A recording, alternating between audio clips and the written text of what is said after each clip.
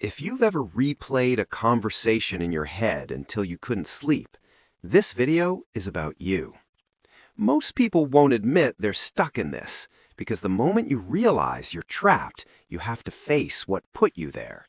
And that changes everything. This isn't just overthinking, it's a trap you built, and you reinforce it every single day. It starts small. You say something simple, maybe a joke, maybe an answer, and the other person doesn't react the way you expected. That's it. That's the moment. Because your brain doesn't like ambiguity. It needs to know, so it starts filling in the blanks. And here's the trick. Your brain doesn't look for the truth. It looks for the worst possible version of the truth. Because evolutionarily, assuming danger kept you alive. But now it just keeps you awake. So you replay the moment over and over and over.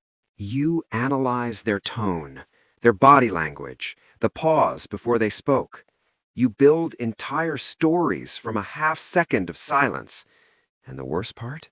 You think you're solving something. You think if you just replay it enough, you'll figure out what went wrong. But you won't, because there's nothing to solve. You're not analyzing reality anymore. You're analyzing your fear of reality. And the more you replay, the more real the fear becomes. Here's a quick question. When was the last time you had a normal conversation and didn't replay it in your head afterward? When was the last time you said something and just moved on? If you can't remember, you're deeper in this than you think. Here's how the trap actually works. Step 1, you overthink. Your brain imagines the worst. You feel anxious. Step 2, you avoid. You stop speaking up. You stay quiet in conversations. You text less. You pull back. Because if you don't say anything, you can't say the wrong thing. But here's the trick. Avoidance doesn't stop the overthinking. It feeds it. Because now you're not just overthinking what you said, you're overthinking what you didn't say. You're analyzing your own silence. And the worst part? You think you're protecting yourself, but really, you're just building a prison. The longer you stay in the loop, the more it changes you. You stop being spontaneous. You stop being present, because you're always 3 steps ahead in your mind, or 3 steps behind. You start seeing threats everywhere. Every neutral face is secretly judging you. Every pause is secretly disappointment. Every laugh is secretly at you. And eventually, you forget what it feels like to just exist. Without commentary. Without analysis. Without fear. You know what's strange? You can see it in other people. When someone else is overthinking, you can tell.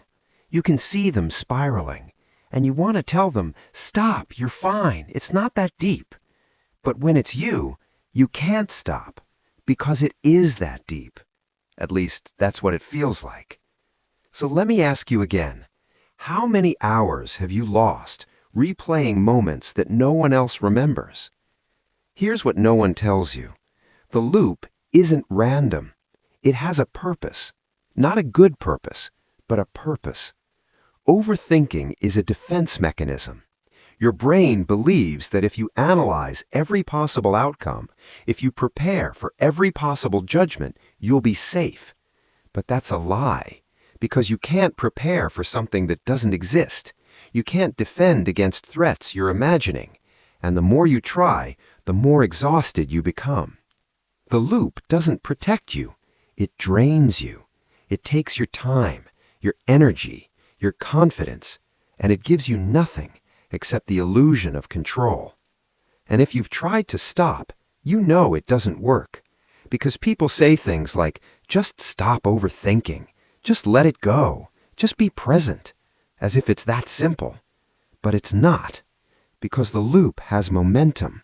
The more you've practiced it, the stronger it becomes. Your brain has literally wired itself to think this way. And here's the thing. You can't fight a neural pathway with willpower. You can't force yourself to stop thinking, because the moment you try, you're thinking about not thinking, which is still thinking. So how do you escape? Not by fighting, not by forcing, by noticing. The loop only works when you believe the thoughts are facts, when you treat your interpretations as if they're truth, but they're not. The moment you notice you're in the loop, you're already outside of it.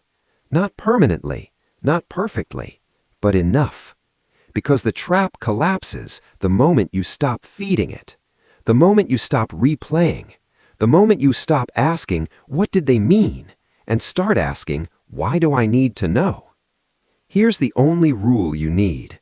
When a thought loops more than twice, it's not helpful, it's not productive, it's just noise. You don't owe your thoughts your attention. You don't owe your fears your time. And you don't owe other people an explanation for something they never asked about. The loop will try to pull you back. It always does. But every time you notice it and don't follow it, it gets weaker. So here's your challenge. For the next 7 days, don't replay a conversation more than once. Notice it, label it, and let it go. Not because you're ignoring your thoughts, but because you're finally choosing what deserves your mind. The loop only exists if you keep walking it.